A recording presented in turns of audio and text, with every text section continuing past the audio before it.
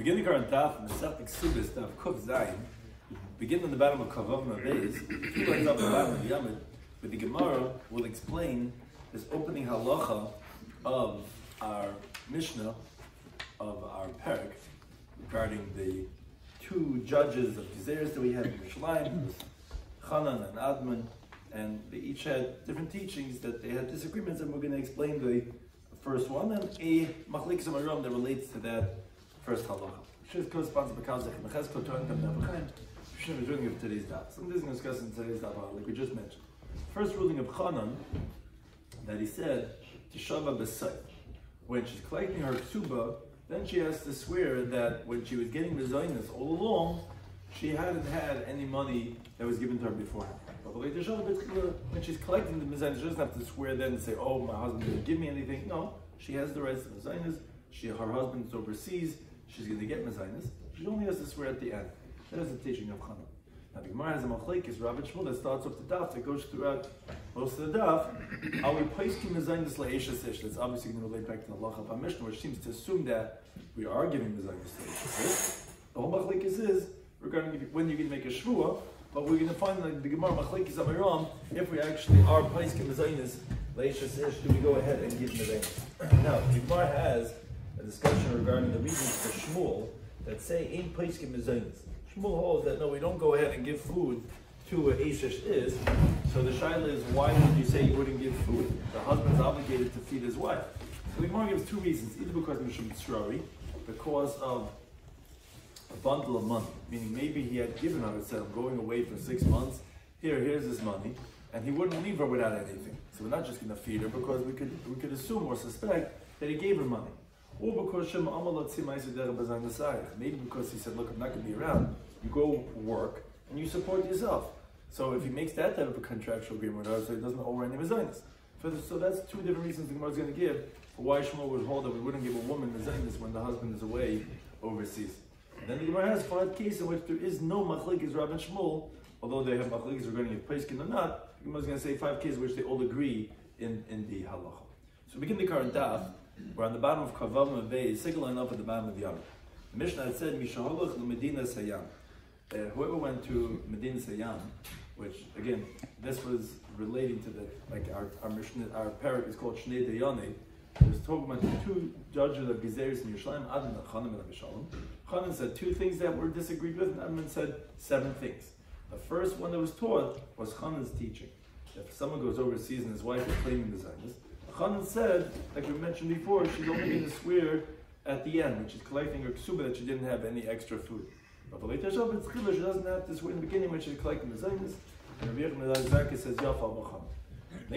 They disagree, they say, no, when she's collecting the zaynis, and again when she's collecting the ksuba, which Rabbi Yechon says, Kedevrayim, that yes, they have to go ahead and make a shvuah both by the beginning and the end. Now, directly relating to this, Itmar, we learned the Gemara is going to introduce a machlekes Amiram between Rav and Shmuel. Rav Amar, as we attend to of Kavzayim and Aleph, Paiskin Mezainis La'eshesish. We set food for the married woman, meaning the courts go down to the estate of someone who went overseas, and they set aside Mezainis for his wife. He says, no, in Paiskin Mezainis La'eshesish, we don't go ahead and set food for a married woman. So that's the machlekes if we do it. Shmuel. Shmuel says, Moideli Abba, which was the name of the Rav, Abba agrees to me, in the first 3 months, he agrees to me that you wouldn't go ahead and be praising the Zaynis Leishas Lishwad. No one leaves his house empty, Leidig.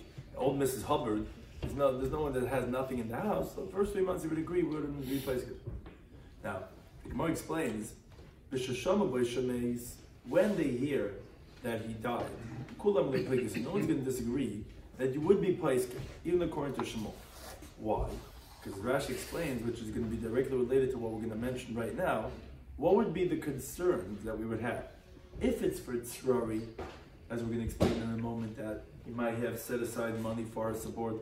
So anyways, she's going to collect her ksuba, and she's going to swear that she didn't hold on to anything more from his at all. So there's no problem because now he's already dead. She's going to come to collect her ksuba.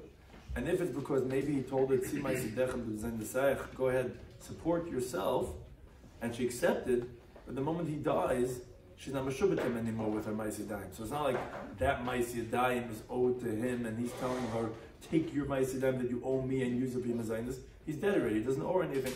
I says Rashi, she's meshubet to the Yisayimim because they're feeding her, and they might also say that same thing. Says Rashi, yeah, but even the husband couldn't tell her this only if she's agreement. She never made such a contractual agreement with the Yisayimim when the husband had died overseas. So, says the Gemara, if they heard that he died, no one's going to disagree that we would set aside food for the woman. Keep ligi, the whole machlekes is b'shaloi shamu b'shames. They didn't hear that he died. So what's machlekes? Rabban Paiskin dam meshubala. But I mean, a husband has a responsibility in the ksuba to go ahead and feed his wife. So therefore we're going to set it. Shmuel says, no, so the Gemara says, my temple, what would be the reason of Shmuel? So the Gemara has two pshat. Razvidam, says, Emer tzrari. I would say that maybe a bundle of money, atvasa, that he grabbed for her, that he put in her hand for mezainis. He says, here, I'm going away for a long time. Here's this big sack of coins, and you'll be able to use it for your food. So we can't just go ahead and give her food because we're saying that maybe he gave her. Rav Papa says, no, we're concerned maybe he said to her, take your earnings and use it for your own food, and maybe she accepted. And because of those two concerns, therefore, we can't just go ahead and replace mezainis to the woman. He says, now what's the difference between these two different pshatim? So the Gemara says two differences. The difference between them is, Gedoyla, if we're talking about that his wife is an adult, that makes sense that you would, and she's appropriate to hold on to a sack of money, and B'lei Safka. However, her earnings would not be enough for the food that she needs. For example, let's say it's a famine year, that she can't earn enough, or because she's just not a businesswoman. So the years are concerned for tzrari, because she's an adult. It would make sense they would give her a bundle of money. But it doesn't make sense he would have said, because it wouldn't be enough. She would never have accepted such an agreement. So that's one difference. And Inam, the other way, is also a difference. Ketana. If let's say she's a minor, but she's very industrious, and it's a regular year where she could make money, and Basafka, and therefore it would provide enough. So according to Rav Zvid, so you would say you would be paiskin mezainis. Why? Because a person would not go ahead and give a bundle of money to a ketana, and that's his reason of saying why we don't usually give. Whereas according to Rav Papa, you wouldn't be paiskin mezainis, because you could say maybe he told it because she's a very industrious 11-year-old, and maybe she would have been in agreement to that. So therefore, that's the two cases. Either Gedayla v'Lai Safka or Ketana v'Safka would be the difference between these two pshatim in the opinion of Shmuel. Read that as it may. The Gemara asks on Shmuel Tznan from a Mishnah we had on Kov Daled Beis. Mishnah says, Misha halach l'Medina Sayam.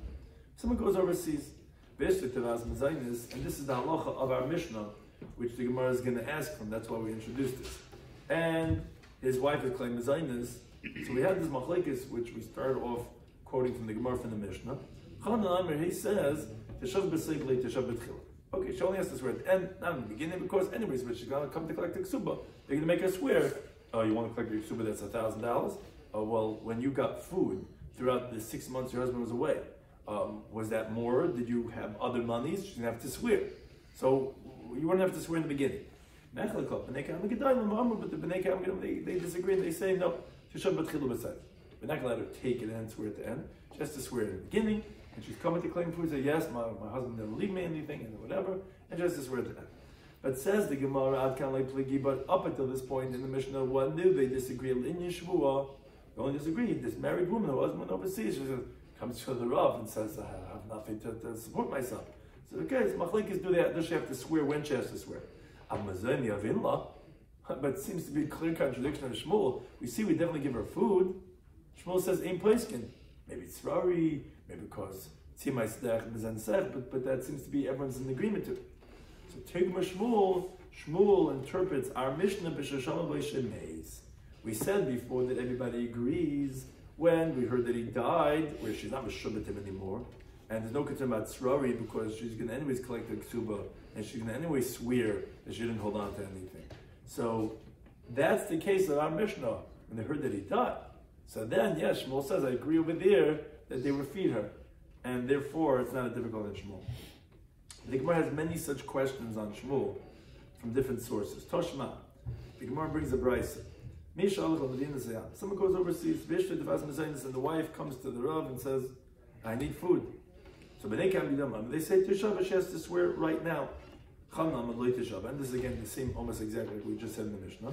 He says no, she doesn't have to swear. But again, according to everyone, you're placed in the Zaynis. Now, this is the main point, because the price continues says, if he comes along and he says, I went and I set for her food, meaning I gave her a bundle of money, Naaman, the husband's believed, with an oath, and then she has to give back whatever the courts had given her. So you see that the halacha is that you give her mezainis. Says Gemara, no, it's where we heard that he died. So the Gemara says, how could you say that? But it says that if he comes and he says that I had already given her, I thought he's dead. Says Gemara, yeah. If it comes after the story, after they heard that he died, he actually was alive, and he came, then we believe him when he says that he already had been placing lamazainis. But it's not if he actually died. If he actually died, then we would be placing lamazainis, and that meaning if the Bryce is saying that we placed lamazainis because we heard that he died. If we wouldn't have heard that he died, we wouldn't have been placing lamazainis. The Moshe Tashma again a similar question and answer. We have a few of these. The Bryce says, Misha halach lamdin sayam. Someone goes overseas, and his wife is playing mezainis. If he comes and he says, look, you're asking for food, use your earnings for your food. So Rishai, he's permitted to. But if let's say the courts already went beforehand and said already mezainis, what they said, meaning it's already too late. So one thing is, you see that they are placing mezainis even though we know he's alive. He's saying don't give it, use your earnings. Says it's where they said it because they heard he died. But had they not heard that he died, they're right, they would not have said it because Shmuel is saying that we don't give mezainis for an Eishes Ish. So the Gemara says another right. Bryce says, someone overseas. Fish the mezainis and the wife is claiming mezainis.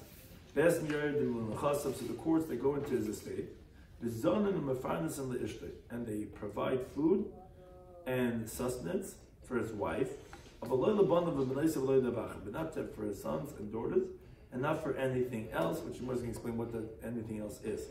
But obviously it's talking about that they didn't hear that he died. Because they would have heard that he died, then his sons and daughters would already inherit all this. So you see clearly, not like Shmuel, that would place him as Zaynis L'Ishveh. Some Rav Sheshes says, no, it's not difficult. Why not? Because here we're talking about the Mashas Ishkan Ishlish, where he provides for his wife through a third party. In other words, he appointed a caretaker to feed her, and now the caretaker is pulling back from doing his job. Which now, for sure, there's no concern for Tzrari, because he's not giving her a bundle of money. He had a third party providing for her. I'm also not concerned that maybe he told it because he had appointed a caretaker to take care of her. So in such a case, Shmuel would agree that we've been Paiskim Mazaynis because the two reasons don't apply. Because you see that he had someone else take care of her. So obviously he wasn't having her make her earnings. And obviously there was no tzarari because this third party was providing. So when this third party stops providing, then we're going to be Paiskim Mazaynis L'Ishveh. Says Gemara, wait, if that's the case, then you tell me that he's providing for her through a third party, then Nami. Then what do you mean his sons and daughters also? Obviously, he's revealing his intention that he wants them to be fed from his own from his own property. So why would they not get? So the Gemara says no, because remember, you only had set up a third party to provide for the wife and not for the kids. So therefore, now when the third party stopped providing, we're not going to give to the kids from this day. So the Gemara says, my pascha. What do you see clearly defined that a father would only give to the wife and not to the kids? Why would you say, in other words, you're trying to interpret the Bryce by saying that it was through a third party? and therefore the wife's getting. So then why wouldn't the kids get it? Oh, because he only made it for the. Why would you say it? Why are you telling me that that's what a man would do to tell me that it's talking about the third party and that he wouldn't give to the kids? It's like a daifik terrace, because why would a man not do that for his kids if he's doing it for his wife? So Ella Amar Papa. Rather, Papa gives a different interpretation of the Brisa to resolve for Shmuel. We're talking about Kishashama B'Shemeis. We're talking about where they heard that he died be'ed echad, but however the besura came through one guy. There was one guy next to the car that blew up, and he saw the accident, and that's it. It was only one person. So therefore, says the Gemara, she could get remarried based, as we know in Halacha Beguna. Shall I get remarried based on one witness? So Motzi Mitzvah. So since she could get married, we also give her food, because that's actually part of the Ksuba. That when you go ahead and get married, you go ahead, you have the rights of like the Shamu Shemeis. We talk about where we heard that he's dead. As we said before, we're not concerned for the Tzrari and for Maisidak and the Sayach, should not meshubit him anymore. So since we believe that he's dead regarding her, regarding let's say remarriage, we believe it regarding the Mezainis too. Whereas the sons and daughters, if they would want to go into the state with one aid, they can't go down, because for halachas of Yerusha, you need two aids. For halachas of Mammon, it's not enough with one aid. It's only unique halacha regarding the wife. So therefore, so we don't give him zayin. For that, we don't believe that he's dead. So it's interesting answer that Rav Papa gives, that since for the woman we believe he's dead for one aid to get married, so we believe it's a mazaynis. For the kids, they don't have such halacha, and one witness is not enough to go out and say that the father's dead, that they should yarshin him, so that they're not going to get mazaynis. Anyway, before we said that he's not chad mazaynis of his children, he's only chad mazaynis of his wife. So why do we have to come up with right, so that's why Rashi's words were like, in other words, be telling me that he made a third party. So he obviously would want his words are nichale shiyun zayin mishaloi. Because that's clear. No. In other words, the way the Gemara is assuming is that a man would want to go ahead and feed his family. Meaning, if you tell me he appointed a third party, why didn't you say that before? Weird. No, it's only based on the third party. You were answering me that it's b'mashris, ishtal yishlish. So the Gemara is wondering if a guy appointed a third party, so, and then you're saying me now that the third party pulled out, therefore we go and we feed her because there's no more concern, so why wouldn't you feed the kids too? So the Gemara says no, because they didn't appoint a third party for the kids. So the Gemara says, my pastor, why would you say that to be definitive that a guy wouldn't go ahead and appoint a third party to feed? He's right, he's not mechuyed, but why would you say he wouldn't do such a thing? So the Gemara says, you're right, it has nothing to do with a third party. Different answer, too much Shomar B'Shemeis with an Eid Echad. For the woman, we believe it, but for the kids, we don't believe it. So that answers the question on Shmuel. Again, now that Brisa is not difficult on Shmuel. Now the Gemara just says, Ma'id La'achar. We had mentioned parenthetically in the Brisa that we asked on Shmuel that we're going to provide for the wife, but not for the kids, and not for Davar Achar. What's Davar Achar? So because the says Taksha, it's the perfume, the makeup that the woman has. Based on tzedakah, says charity. So that we don't give for. So we're going to give mezainis, we're going to give parnasa for the wife. We're not going to give davarach, we're not going to give either takshat or tzedakah. So Gemara explains. Mandam takshat, the one that says that we don't give perfume. Koshkin, all the more says tzedakah. Meaning the courts will not make that they have to give tzedakah to the paupers from his estate when all the other people of the city are giving to a certain tzedakah. That he's out of town, he's overseas, there's no obligation to take. But mandam tzedakah, the one who says that what we don't force to give from the state is tzedakah, avatachshid, but the perfume for his wife to wear, yavinallah, that we do give from the estate. Why? Because the tinful is not okay with his wife being disgusted, repulsive, and he hears that she was without makeup, without perfume, it's going to bother him. So we could assume that not necessarily tzedakah, so as machlek is tzedakah or tachshit, and if you hold tzedakah, possibly that tachshit you would give. So the Gemara continues Tashema again with another brayse that seems to be knowledge Shmuel. A yavam regarding a shemeres yavam, a woman who her husband died without any children. She's waiting for Yibum. So the first 3 months, which is unique. The first 3 months, the woman cannot get married and she cannot do yibum. The reason that is because we want to know the paternity of the child from her previous husband who passed away. So the first 3 months in the she gets fed from the husband's estate, and very simply because she still held on to his relationship because of possible paternity of the child. Now, but from that point onwards, after 3 months, she doesn't get fed. Not from the husband's estate, not from the other. Because Yavam has no responsibilities to her, and the husband's estate has no responsibility either. Now, but let's say Amad Bedin. Let's say they have a court case. In other words, she tells him in front of the Rav, look, either marry me or do chalitza. And Ubarach, and he runs away, then Nizayis Mishal Yavam, then she will get fed from the Yavam because he has a responsibility now. But one thing is, we see that when a guy is overseas, we're going to be Peskin Mezainis. See, not like Shmuel. Shmuel would tell you, no, here, what concern would we have? Here, my reasons don't apply. Why? Even because of possible bundle of money. This brother-in-law is not so close to his sister-in-law to leave her a bundle of money. And Imam Shabbai said that is because maybe he told her your earnings should go towards your mezainis. What do you mean? She's not meshubet to him. They're not married yet. So therefore, Shmuel says, I would agree in that case number 4, where Shmuel agrees to Rav that his reasons don't apply. Moses Toshma, let's bring another raya. Now Shmuel. Aisha, shahalchi about If a woman went with her and her husband overseas, and then the bus bomber, and she comes back from the trip, says, Meis Bali, my husband died. So Ratz, if she wants to design that she can get fed like a widow. Ratz, if she wants to give ksubasa, she go ahead and collect her ksuba. Why? Because a woman is believed to say, my husband died, and to get remarried. And just like she's believed to get remarried, so too she's believed to take her ksuba, like the Gemara says in Yavamas. We learned it out from the words of the ksuba itself.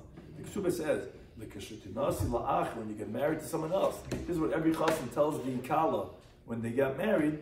Titli mashe kasav, you can take whatever I wrote to you. So if she's allowed to get remarried because she's believed by herself, so we also believe her to collect the ksuba. Now, but let's say she says Gidashani Bala, she says we went overseas and we got into a huge fight and my husband divorced me. So here, the halacha is misparneses v'haleches. She will continue to get fed ad kedei ksubasa, up until the amount of the worth of her ksuba. Now, as Rashi explains, she cannot collect her ksuba because maybe he did not divorce her.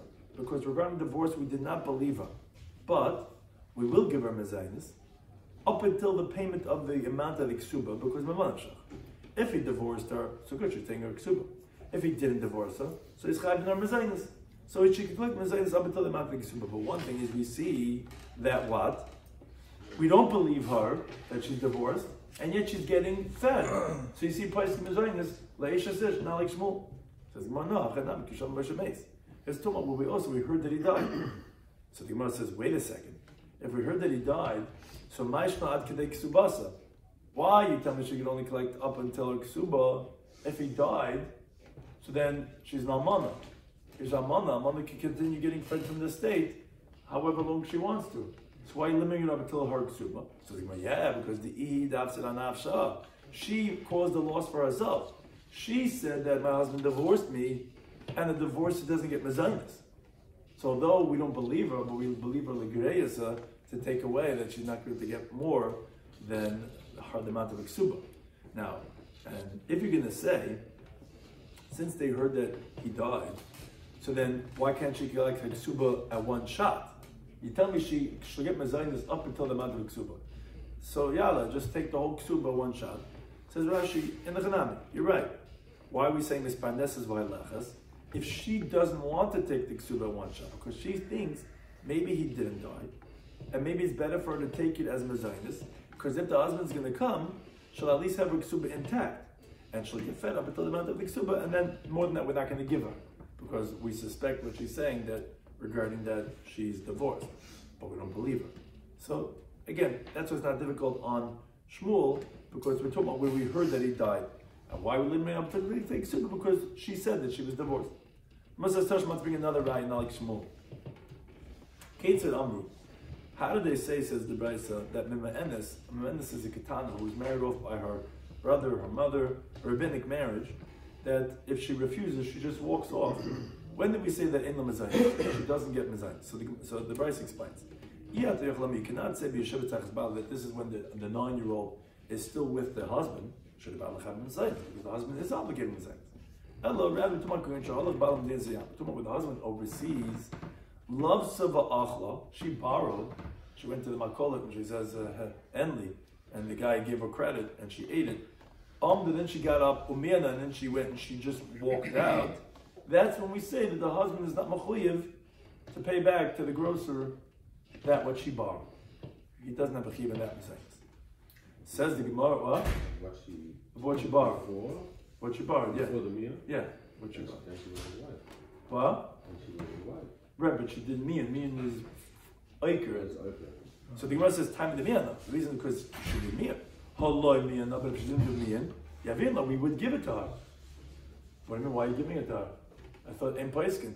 Obviously, she's not like Shmuel. So Shmuel said, no, hachal my neighbor. Here also says my reasons don't apply. Even if it's because the bundle money, you don't give a young girl a bundle of cash. If it's because he would have told her that your earnings should provide, generally, a minor doesn't have enough, so you don't have the suspicion in general, and therefore it's not difficult on Shmuel, because here Shmuel would say his reasons don't apply. Now, says what was the conclusion regarding this Machlokes Rav and Shmuel, which was basically this whole daf regarding this, if you place Mezainis Leishes or not. So Rabbi came, he said, this such a story came in front of Rabbi in this place Beit Shadim, and he went and he gave her Mezainis, so you see like Rav, but the woman came in front of Bishmol Tzipari, and he did not give her Mezainis like Shmuel. So Rabbi wondered. He said, why do you Shmuel see Mezainis? Why wouldn't you give a woman Mezainis? In our Mishnah, we didn't find that there was a machlekes between the sons of the Khan Gedolim Ella in the Shmuel, only regarding an oath. But we give him Mezainis. Why would Shmuel not give her? So Rabbi Shimon bar Abba says, which we already discussed in Amman Aleph. Our teacher Shmuel already explained halacha of our Mishnah in Babel k'sham b'shemeis. Only when they hear that he died, then we have no concerns. Then machlekes only was when he takes an oath. But regarding when we don't hear that he died, then Shmuel would be correct that you don't have to give mezainis. Amalei, so I said to him, Pasrisa Bakula, hi. He gives such an interpretation, meaning as a teretz, that it's only talking about when Kishazam B'Shemeis. Like he was surprised that would be the halachic criteria. That's one version. That's when the Rav Dimi came. When Rav came, he said the opposite. So Ma'aseh Balafnei Rebbe B'Beit Shadim v'loy pasam. This version has Rebbe not giving mezainis. And he gave mezainis. So here Rabbi Yochanan now is saying the other way. What Rebbe is not giving it up? So regarding oath, we give it. He says, Shmuel already interpreted Shmuel in Babel, when they heard that he died. Amalei said to him, give me such an interpretation. So that's the same thing, just the opposite of the opinions. Now the Gemara concludes, halacha follows like Rav, and the Paiskim Mezainis Leishes, that when the woman's husband went overseas, we do give her Mezainis, and again in our Mishnah we only have machlekes when you take the oath. Another Behilchasa, says the Gemara, is because say Rav Huna Merav. What does Rav Huna Merav say? Rav Huna Merav says a woman could tell her husband, I don't feed me, and I don't want to work for you. Whatever earnings I'm going to take, I'm going to take myself. And another Hilchasa is Kapasid Rav Zvid Bekunya. What's that? The Rav Zvid says, Hani Mami Bekunya. These vessels of kunya, which is earthenware vessels, which are glazed with lead, that it depends. Chivri v'ukmi, the ones that are white and black, because the lead smooths out the earthenware and doesn't allow it to absorb. So that's shower, that's permitted, that is no problem. But yuruki asiri, but the ones that are green, those are forbidden. When we say forbidden, we mean regarding the halachas of chametz on Pesach, as we consider it as chametz stick, and regarding if it has non-kosher absorptions or yain nesech, because the green ones are mixed with alum. which is inside the lead, which is very strong, and it causes an absorption of taste in the earthenware, and it absorbs. The Gemara says, "No, what is it? And therefore, that's the tarfus or whatever it is, always going to be inside, and you can't fully kasher it. So that halach is like a zid. But we didn't say this ela de lespo kartufni, only if there's no cracks. Lespo kartufni, but if there are cracks, then actually asir, then even the black and white ones are going to be forbidden because then it doesn't have that smooth texture. It is going into the earthenware, and we know klicheres cannot be kashered, so it's going to be a problem even the white and black ones because the cracks are allowing it to go in, which again are not fully coming out. When you kasher it, then it's going to be awesome. Thank you for anything.